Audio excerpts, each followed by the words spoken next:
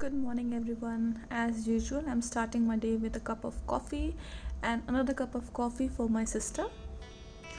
Coffee पीने के बाद ही मुझ में जान आती है कि मैं अपनी पढ़ाई स्टार्ट कर सकूं।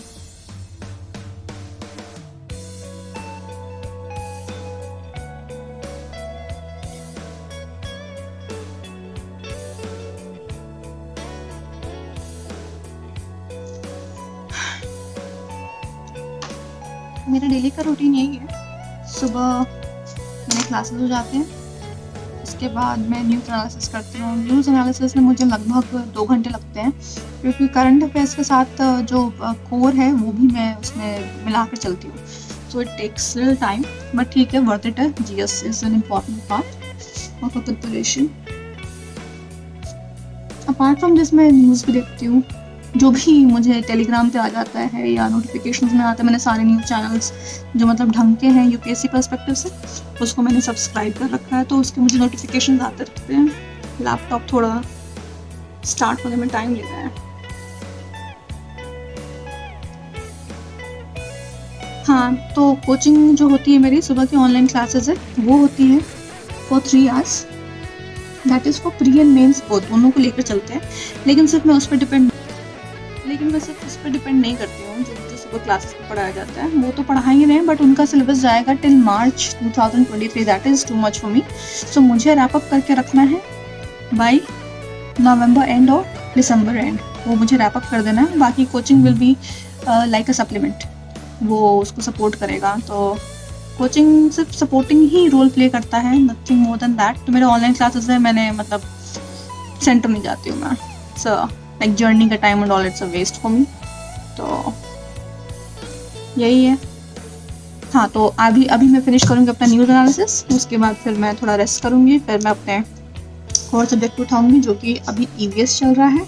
मुझे ईवीएस फिनिश करना है, और मेरा जो ऑप्शन सब्जेक्ट है वो है इकोनॉमिक्स। तो मुझे ये फिनिश करना है both the papers bye 31st तक मुझे फिनिश कर लेना है मेरा दोनों paper 1 and paper 2 of optional economics.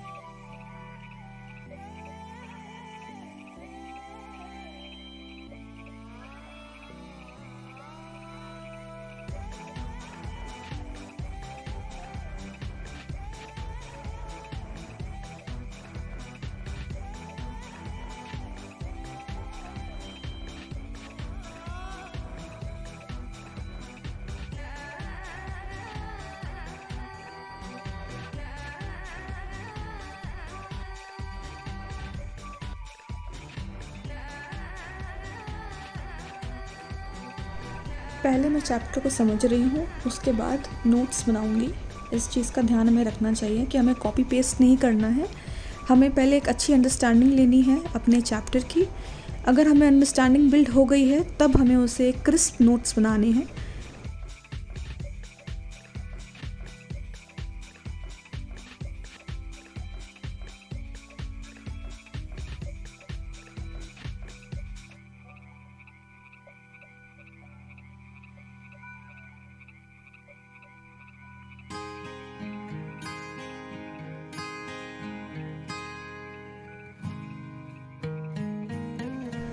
Finally आज मैंने नेल पॉलिश चेंज किया है। पुराने नेल पॉलिश थोड़े एक्सपेरिमेंटल थे, थोड़े से येलो थे, थोड़े से ग्रीन थे, कुछ ग्रीन थे, कुछ निकले हुए थे और मुझे बिल्कुल भी फुर्सत नहीं मिल रहा था कि मैं उन्हें फ़िक्स करूं।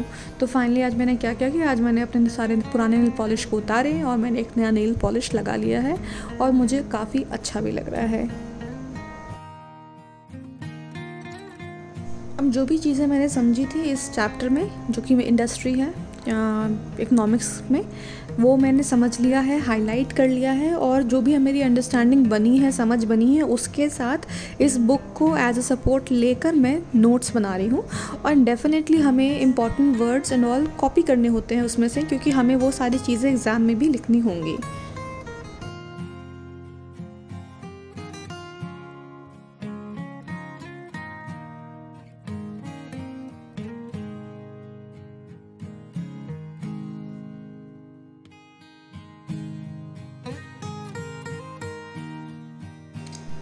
जैसे सभी मेंटर्स का कहना होता है, जितने भी इंटरव्यूज़ हम देखते हैं या जो भी हमें गाइडेंस देते हैं, उनका यही कहना होता है कि आपके ऑप्शनल्स बहुत स्कोरिंग होते हैं।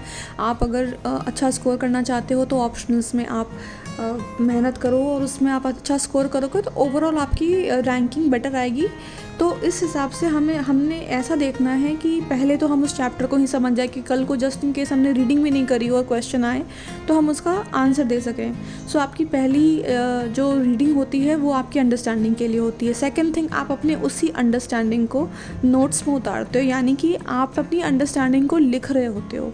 तो ये दो चीज़ तो एक साथ करना होता है, लेकिन जो बहुत ही इंपॉर्टेंट चीज़ होता है वो होता है इसी चीज़ को रिवाइज़ करना। Revision is very important. तो जो भी चैप्टर्स मैं लिखती हूँ या जो भी चीज़ें मैं लिखती हूँ विद इन अ वीक, मैं बिल्कुल टाइमलाइन तो मैं नहीं फॉलो करती हूँ जैसे बहुत लोग बोलते हैं, लेकिन मैं विद इन अ वीक मैं उस चीज़ को दोबारा से एक बार पढ़ लेती हूँ, रिवाइज़ कर लेती हूँ, ताकि वो अच्छे से एम्बेड हो जाता है।